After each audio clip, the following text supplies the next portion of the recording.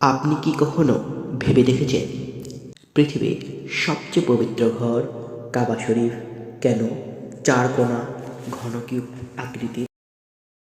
কেন গোল ত্রিভুজ কিংবা অন্য কোনো ডিজাইন নয়?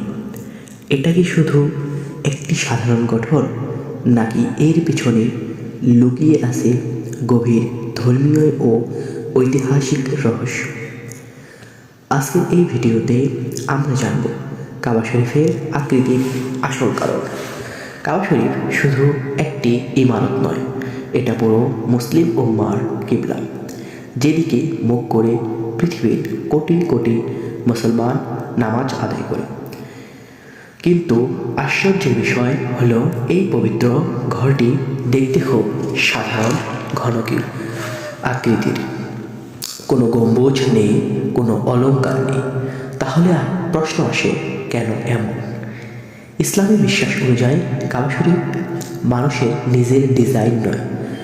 আল্লাহ তাআলা নিজেই ইব্রাহিম আলাইহিস সালাম ও ইসমাইল আলাইহিস সালামকে নির্দেশ দেন কাবা শরীফ নির্মাণ করার জন্য।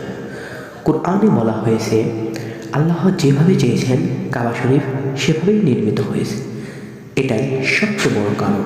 কাবা এমন কারণ আল্লাহ এমনটাই চেয়েছেন। কাবা শরীফের চারটি কোণ চারটি দিককে বোঝায়: পূর্ব, পশ্চিম, উত্তর ও দক্ষিণ। এর অর্থ কি? পৃথিবীর যে কোনো প্রান্তে মুসলমান থাকুক, সবাই এক কেন্দ্রের দিকে মুখ করে ইবাদত করছে। ধনী গরিব, কালো সাদা, আরব অনারব সব ভেদাভেদ শেষ। সবার এক আল্লাহ, এক কিবলা।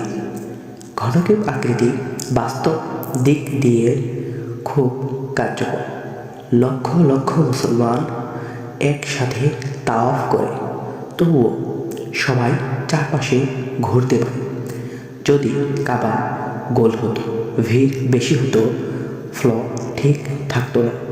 কিন্তু চার কোণা হওয়ায় সবাই নির্দিষ্ট পথে ঘুরে, কোনো দিকে বাঁকা নয়।